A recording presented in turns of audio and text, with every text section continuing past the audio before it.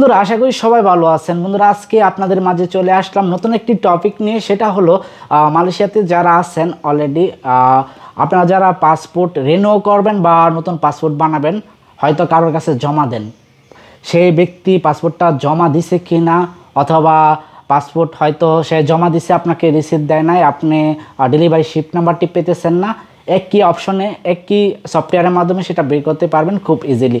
সর্বপ্রথম আপনাকে যেটা করতে হবে বন্ধুরা, আপনি ডাইরেক্টলি আপনার মোবাইলে চলে আসবেন।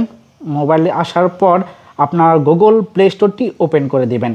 গুগল প্লে স্টোরটি ওপেন করার পর আপনার সামনে এমন একটি ইন্টারফেস চলে আসবে। এখানে অ্যাপ সিলেক্ট রাখবেন, চার্জিং অপশনে সার্চ করবেন ভিসা চেক মালয়েশিয়া।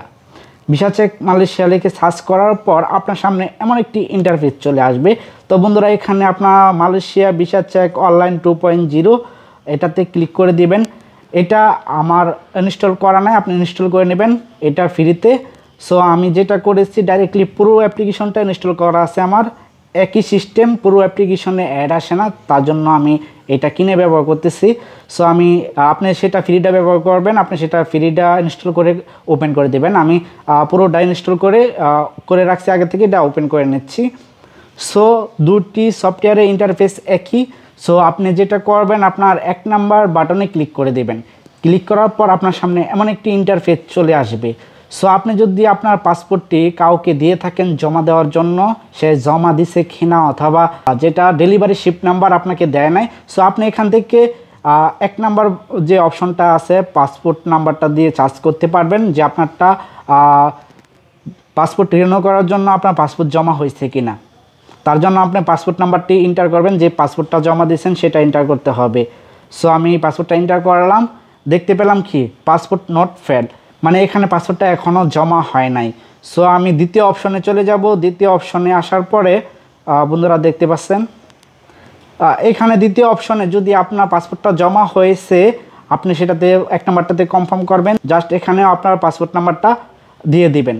দিয়ে দেওয়ার পর চার্জ অপশনে ক্লিক করবেন। এখানে দেখাচ্ছে যে পাসপোর্টটা এখনও জমাই হয় না, ডেলিভারি শিপ নাম্বারটা কিন্তু এখানে পেয়ে যাবেন। এই অ্যাপ্লিকেশনে একই অ্যাপ্লিকেশনে সকল ধরনের সুবিধা পেয়ে যাবেন। এই মাস্টার ক্যালকুলেট এস আছে, এটা ওপেন করে দিবেন। ওপেন করার পর এখান থেকে লোন ক্যালকুলেট করতে পারবেন। সিলেক্ট টুলসে ক্লিক করে এজ ক্যালকুলেটার সিলেক্ট করে এখান থেকে আপনার বয়স কয় বছর কয় মাস সেটা দেখতে পারবেন একই অ্যাপ্লিকেশনে। সো 12 দিলে, আপনার মাস যদি দেন আপনার এখানে 1900 কত সাল সেটা দিলে অটোমেটিকলি আপনার বয়স নিচে চলে আসবে। খুব ইজিলি ইউজ করতে পারবেন একই অ্যাপ্লিকেশনে। আমি আবারও হোম বাটনে চলে আসব। বন্ধুরা এখানে আপনার সকল কিছু একই অ্যাপ্লিকেশনে পেয়ে যাবেন। তো বন্ধু, আপনারা যারা পাসপোর্ট রিনিউ করবেন, এভাবে আপনি বের করতে পারবেন যে আপনার পাসপোর্টটা কি জমা হয়েছে কিনা।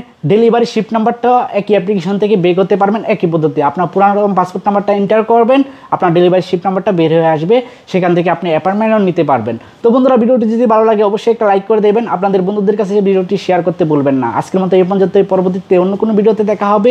ততদিন পর্যন্ত ভালো থাকবেন, সুস্থ থাকবেন। আল্লাহ হাফিজ।